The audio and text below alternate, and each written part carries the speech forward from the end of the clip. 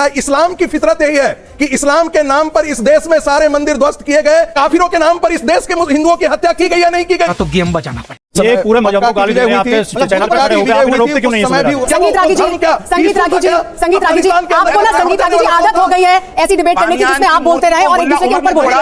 सही पकड़े हैं। तो पहली बात तो मुझे इस बात पे घोर आपत्ति है कि डॉक्टर संगीत रागी, वो सही बात है कि आरएसएस के लोगों को नफरत होती है मुसलमानों से, लेकिन वो चैनल पे तो नहीं उगलनी चाहिए। वो पूरे बीच में चलाएंगे आपकी व्यक्तिगत टिप्पणी पर नहीं की थी। लगातार बोल रहे हैं, आप दूसरों को नहीं सुन रहे। नहीं, हम सुन रहे हैं। नहीं सुन रहे हैं आप। रागी जी, आप ही कर लीजिए डिबेट सर पे, आप ही आ जाइए मेरी जगह। अपने बहुत सारा डिबेट में देखा है कि संगीत रागी जी कैसे डिबेट में आके हिंदू मुस्लिम करते हैं, ठीक है। अगर आप संगीत रागी जी का 10 डिबेट देखेंगे तो 10 डिबेट में से आपको 6 या 7 डिबेट ऐसा मतलब ऐसा मिलेगा जिस डिबेट में संगीत रागी जी मतलब हिंदू मुस्लिम करते हैं, ठीक है। और इसीलिए संगीत रागी जी को फटकार भी मिलता है, कभी कभी एंकर से फटकार मिलता है, कभी जो दूसरा पार्टी प्रवक्ता होता है उनसे भी मतलब फटकार मिलते हैं, ठीक है। जिस दिन संगीत रागी जी के डिबेट में राजकुमार भाटी जी भी होता है ना, वो वाला डिबेट देखकर बहुत ही अच्छा लगता है, क्योंकि राजकुमार भाटी जी के सामने संगीत रागी जी का ये जो नैरेटिव चलता नहीं है, ठीक है। आज हम एक ऐसे डिबेट देखने वाले कि संगीत रागी जी के सामने जो राजकुमार भाटी जी थे, राजकुमार भाटी जी कैसा संगीत रागी जी की मतलब धज्जियां उड़ाता है, ठीक है। और एक टाइम पे ऐसा भी हो गया कि संगीत रागी जी को फटकार लगाने लगे एंकर भी, ठीक है। तो ज्यादा बातें नहीं करेंगे, वीडियो देखकर बहुत ही अच्छा लगेगा। सबसे पहले आइए उस वीडियो को देख लेते हैं।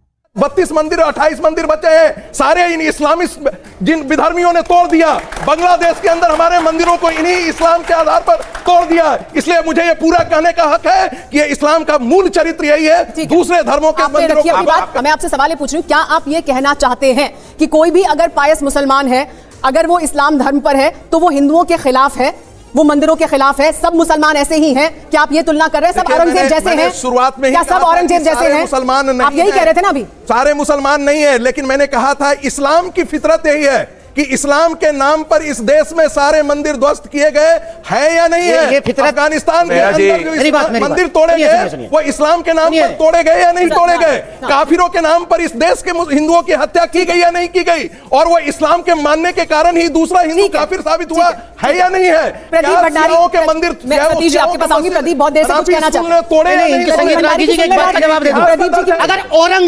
अगर औरंगजेब अपनी जनता से टैक्स कलेक्शन करता है मैक्सिमम, वर्तमान सरकार भारत सरकार पूरी दुनिया में सबसे ज्यादा टैक्स कलेक्शन कर रही है। आप ये कहते हैं कि हमारा जीएसटी का कलेक्शन बढ़ रहा है।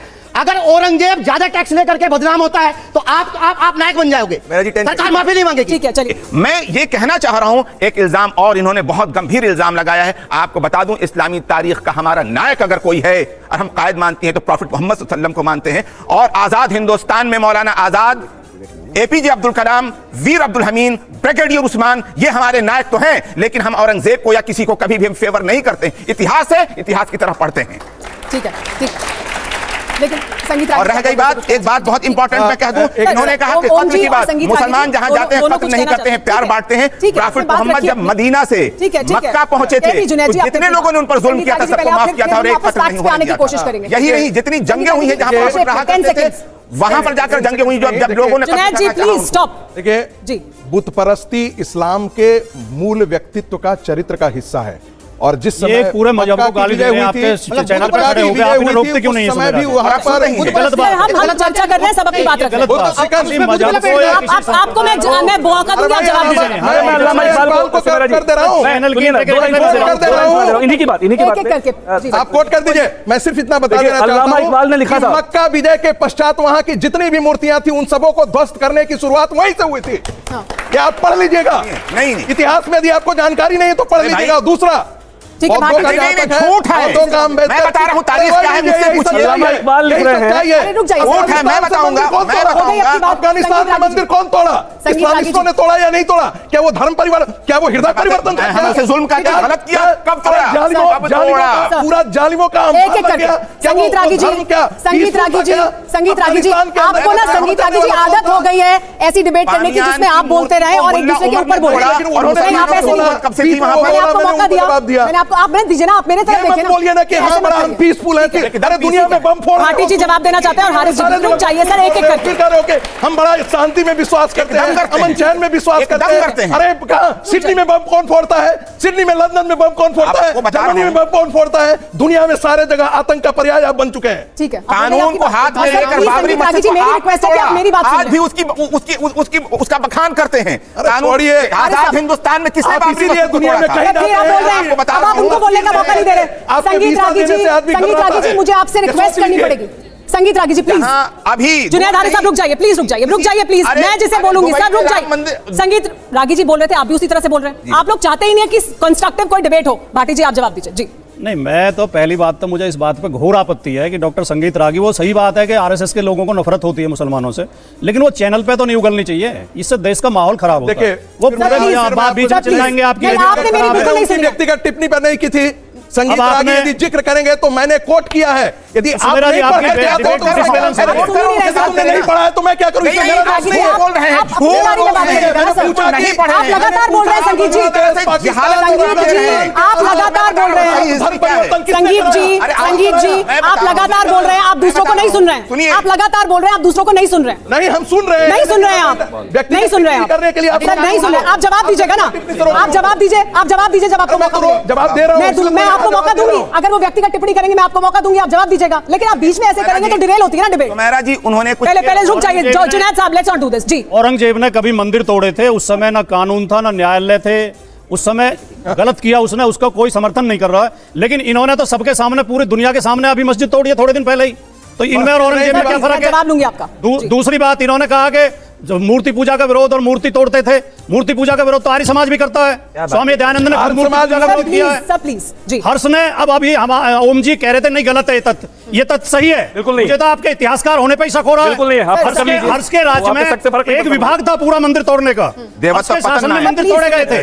वो वहां जो सोने चांदी की मूर्तियां थी उन्हें लेकर अपने कोष में जमा करता था। आर्थिक कारणों से भी मंदिर तोड़े गए। साहब इस्लामिक स्कॉलर हैं, मैं नेशनल टीवी पे। ओम जी आप सुन नहीं रहे हैं सर। ओम जी सुन ले, तो बीच में बोलिए ना किसी के। मैं आपके पास आऊंगी इसके बाद ना सर, बोलिए। हमारा कहना केवल ये है कि मुझे आदम गौंडवी जी की पंक्तियां, आपने वो एक पंक्ति बोली थी उनकी शुरू में कि हिंदू और मुस्लिम के एहसासात को मत छेड़िए, अपनी कुर्सी के लिए जज्बात को मत छेड़िए। में कोई हूण, कोई शक, कोई मंगोल है, दफन है जो बात, अब उस बात को मत छेड़िए। गलतियां बाबर की थी, जुम्मन का घर फिर क्यों जले? ऐसे नाजुक वक्त में हालात को मत छेड़िए, और छेड़िए एक जंग मिलजुल कर गरीबी के खिलाफ। दोस्त मेरे मगहमी नगबात को मत छेड़िए। ठीक है ओम, सवाल ये है। लेकिन छेड़ा तो आप ही की पार्टी के नेता ने है, छेड़ा तो उन्होंने ही है, शुरू तो उन्होंने किया है। लेकिन ओम जी हाँ जवाब दीजिए। अब आप, मैं आपको मौका दूंगी सर पूरा। जी बोलिए।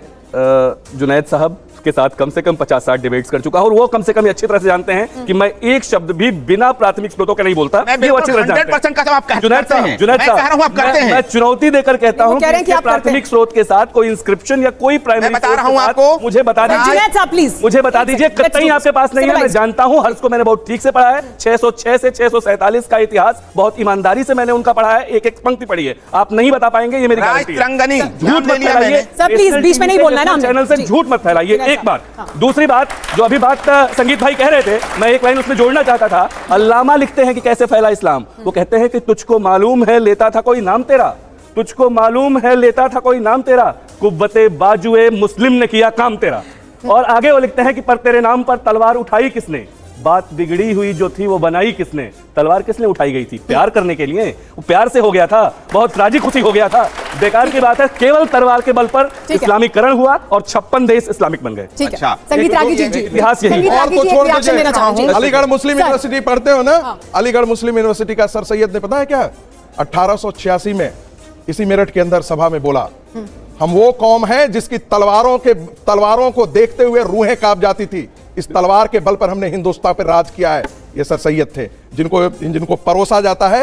आपकी अनुमति हो तो एक लाइन और ऐड करूंगा, एक लाइन ऐड करूंगा, एक लाइन और ऐड करूंगा भाई, एक लाइन और ऐड कर दूंगा, एक लाइन और ऐड कर दूंगा। दुनिया पे ये टेलीविजन डिबेट, लेकिन संगीत रागी जी आप सर सैयद अहमद खान को कोट करके, अंदर से आत्मा, सर सैयद अहमद खान को आप कोट कर रहे हैं। संगीत रागी जी आप सर सैयद अहमद खान को कोट कर रहे हैं, वो फैक्ट स्टेट कर रहे थे कि ऐसा था, लेकिन वो उसके समर्थक नहीं थे, वो शिक्षा के समर्थक थे। वो समाज में मुस्लिम समाज को शिक्षा की तरफ ले जाने के समर्थक थे। तो आप अगर ये एक लाइन कोट करेंगे, नहीं आप एक लाइन कोट करेंगे और ये कहेंगे, आप ये कह रहे हैं कि वो तलवार के समर्थक थे। अरे उन्होंने आप ये कह रहे हैं कि वो कहते थे कि तलवार उठाओ पर शासन किए हैं। नहीं, वो इतिहास का बात कर रहे हैं, वो इतिहास की बात कर रहे हैं सर, वो इतिहास की बात कर रहे हैं, वो कोट कर रहे हैं कि इतिहास क्या है, लेकिन वो भविष्य वैसा नहीं देखते थे। भविष्य वो भविष्य की बात करें तो उनका एक बड़ा प्रसिद्ध भाषण है जिसमें वो कहते हैं, ये संभावना जताई जाती है कि हिंदुओं का राज होगा यहाँ, तो कहते हैं घबराने की जरूरत नहीं है, अरब से टिड्डी दलों की तरह से हमारे साथी यहाँ आएंगे और हमको उनसे मुक्त कराएंगे। अगर ऐसा कभी हुआ तो ये भविष्य की बातों कर रहे थे, केवल इतिहास नहीं बता रहे थे। और बहुत प्रसिद्ध भाषण है, मैं दे दूंगा साहब आपको, मैं फिर कह रहा हूँ, मैं दे दूंगा। हारिस साहब जवाब देना चाहते हैं, जी बताइए हारिस साहब। उसमें अंडरलाइन करके दे दूंगा, अंडरलाइन करके दे दूंगा। बोल ली अपनी बात, अब जवाब सुन लेते हैं के भाषण पर भी सारे निकाल कर जवाब सुन लेते हैं ना सर, जवाब भी। जी जुनैद हारिस साहब। जी पहली बात तो लेकिन हम डिरेल हो रहे हैं, हम वापस अगर औरंगजेब पर आएंगे तो बेहतर है, क्योंकि हमारा आज का मुद्दा वो है। जी जुनैद हारिस साहब। पहली बात तो यह है कि इन्होंने जो कहा है कि राजा हर्ष के हवाले से मैं बता दूं कि उनके पोस्ट का नाम था देवत का पतन नायक, और राज तिरंगनी में इसका जिक्र है। बाकायदा मैं किताब का नाम बता रहा हूं, राज तिरंगनी को आप जरूर देखिए, हम भी देख लेंगे आपके साथ। मैंने पढ़ा है, आज आइए, स्वागत है, कभी भी मेरे साथ देखने के लिए आपका वेलकम। जी पहले भाटी जी वो कह रहे हैं कि अखिलेश यादव ने कोई बयान नहीं दिया है, बताइए अगर औरंगजेब के खिलाफ है। अखिलेश यादव बेवजह की बातों पर कभी बयान देते ही नहीं है। ये विषय बेवजह का है, औरंगजेब से आज देश का क्या भला हो रहा। अखिलेश यादव बोलते हैं शिक्षा पे, रोजगार पे, स्वास्थ्य पे। आज इन्होंने बैक किया ना, आज अखिलेश यादव ने बैक किया। आपने एक सवाल पूछा है, जवाब सुनिए। आपने सवाल पूछा है, मैं तब से सबके बीच में सुन रहा था। आज अबू आजमी को अखिलेश यादव ने अपने ट्विटर पे बैक किया, जब अबू आजमी को सस्पेंड किया गया। भाई औरंगजेब की पक्षधारी के लिए सस्पेंड करेंगे कि आरती उतारेंगे? जवाब दीजिए। अब अखिलेश यादव ने कब जाके औरंगजेब के खिलाफ बोला? स्पेसिफिक बात करिए। ठीक है, वो देखें जवाब सबसे पढ़ा लिखा सर, आप बीच में बोल रहे हैं। संगीत रागी जी, संगीत रागी जी, आप सुनना ही नहीं चाहते मेरी बात। जी वो देखे आपने बस में जो चूरन बेचते हैं छत में हाथ मार के, क्या उनसे कोई डिबेट करी जाती है? क्या कहना चाह रहे हैं? अरे तो मैं तो कह रहा हूं, वही हो रहा है आपकी डिबेट में। आप मुद्दे पर आइए ना सर, आप भी उसमें ऐड ऑन ही कर रहे हैं, आप भी शामिल हो रहे हैं, ऐसा मत करिए ना, मुद्दे पर आइए। इनके थोड़ा मानसिक हालत चुनाव में जमानत हो गई, इसीलिए थोड़ा आपने मानसिक हालत ठीक करा ली। सवाल पूछा है, जवाब सुन लीजिए ना सर। जी सुमेरा जी एक बेसिक सवाल, पहले भाटी जी को बोल लेने दें। जी भाटी जी। नहीं, इन्होंने ये सवाल आपने भी पूछा कि अखिलेश यादव क्यों नहीं बोल रहे हैं। उन्होंने सवाल पूछा, मैंने कहा जवाब दे देंगे इसका। मैंने शुरू में ही कहा था, आज औरंगजेब पे डिबेट करने का इस देश को कोई लाभ नहीं है, केवल कंफ्यूज करने के लिए। अच्छा ठीक है, मत ये कैसा आदमी है यार? अरे भाई क्या खा आते हो? ये लो, ऐसे फिर आप लोग व्यक्तिगत हो गए। ये लो, आज अखिलेश यादव का 4 आखिरी घंटे कुछ पहले मिनट बचे हैं, तथ्यों पर बात करते हैं। तथ्य की बात कर रहा हूं, मैं इनसे फैक्चुअली पूछ रहा हूं कि जब अबू आजमी को मैं वही पूछ रही हूं, मैं वही पूछ रही हूं। बोल तो लेने दे उन्हें, आप उन्हें बोलने नहीं दे रहे ना, उनका जवाब ही तो पूछ रहे हैं। हम भी यही पूछ रहे हैं उनसे। जी बोलिए भाटी जी, बात पूरी करिए। इस राजनीति के खिलाफ हैं जब देश का प्रधानमंत्री चुनाव रैलियों में जाके कहता है कि ये लोग उपद्रवी हैं, इनको कपड़ों से पहचाना जा सकता है, ये तुम्हारी भैंस छीन ले जाएंगे, तुम्हारे कमरे छीन लेंगे, तुम्हारे मंगलसूत्र छीन लेंगे, इन लोगों को पाकिस्तान भेज दो, ये देशद्रोही हैं। हम इस राजनीति के खिलाफ हैं। अगर इस देश को मजबूत करना है तो भारत के 140 करोड़ लोगों को भाईचारा कायम करना होगा। अरे बनारस और अयोध्या ब्लास्ट केस के एक्यूज के लिए जाकर पैरवी करोगे तो क्या आरती उतारे आपकी? क्या बात कर रहे हैं आप? बताइए कब बोला आपने? बनारस और अयोध्या ब्लास्ट केस के एक्यूज के लिए जाके पैरवी करते हैं, क्या बात कर रहे हैं? इनका कोई इलाज नहीं है। इनका आपका कोई इलाज नहीं, सीधा पोजीशन के अंदर बैठे और वापस भी बैठेंगे। ठीक है, वापस आते हैं। सतीश जी बहुत देर से कुछ नहीं आपने बात रखी है, सतीश जी के पास आते हैं। सतीश जी, सतीश जी, ये सच है। औरंगजेब पर जब हम चर्चा कर रहे हैं तो औरंगजेब खलनायक तो है, तो उसे खलनायक कहने में क्या दिक्कत है? नहीं, देखिए, जब भी कोई व्यक्ति बाहर से आता है, जहां वो आता है वहां की संस्कृति के ऊपर सबसे बड़ा हमला होता है। नंबर 1, भारत में अगर द्रविड़ आता है, आर्यंस आता है, तो आर्यंस भारत की संस्कृति को सबसे पहले नष्ट करता है। अरे भाई ये अगर सुनिए, आप सुन लो ना, डिबेट खत्म हो चुका है, पता ही नहीं है कि आर्यन द्रविडियन डिबेट एग्जिस्ट नहीं करता है आज के इंडिया में। इतने बात करें कि आप जवाब पता ही नहीं है कि आर्यन द्रविडियन डिबेट संगीत रागी जी, आप ही कर लीजिए डिबेट सर, फिर आप ही आ जाइए मेरी जगह। हम नहीं आएंगे, नहीं तो लेकिन आप कम से कम मैं आपको मौका दूंगी। कम से कम मैं आपको पढ़ लिख करके तो आना चाहिए। आप कहेंगे कि आप व्यक्तिगत हो रहे हैं, कम से कम बेसिक अब आप व्यक्तिगत हो रहे हैं, अब आप व्यक्तिगत हो रहे हैं। आर्यन आ जाइए, आप ही आ जाइए, आप ही कर लीजिए सर, रुक जाइए, सुन लेना, पहले सुन लेते हैं ना। आपको प्राइमरी सोर्स चाहिए, उसके बाद जवाब। मेरी बात को सुनिए। हरियाणा में राखी गढ़ी एक जगह है जहां पे अब से 3 साल पहले एक कंकाल निकला, जिसकी आयु 1500 साल पहले हड़प्पा मोहनजोदड़ो जो सभ्यता थी भारत की, उससे 1500 साल पहले का वो कंकाल था। जब उसका डीएनए टेस्ट कराया वर्तमान भारत सरकार ने, जो अपने आप को आर्यंस का वंशज मानते हैं, सुनिए बीएसपी का निकला था, प्राइमरी सोर्स ही दे रहा हूं ना, ऐसा सोर्स।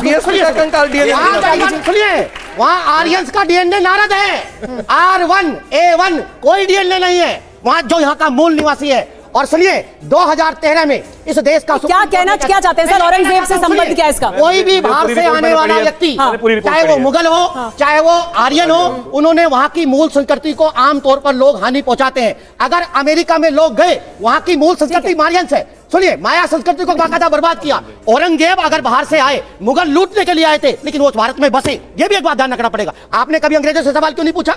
अंग्रेज तो यहाँ नहीं बसे, लेकिन जब आपसे पूरा देश ये उम्मीद कर रहा था कि आप अंग्रेजों को भगाने में इस देश की जनता का साथ दे, तब आप अंग्रेज को पसंद कर रहे थे। अरे कभी अंग्रेज से भी जाकर के सवाल पूछो ना।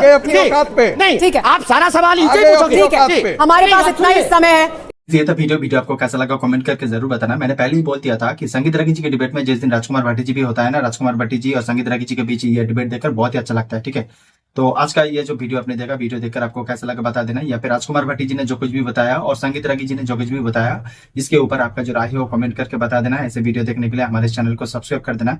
मिलता है अगले नए वीडियो पे।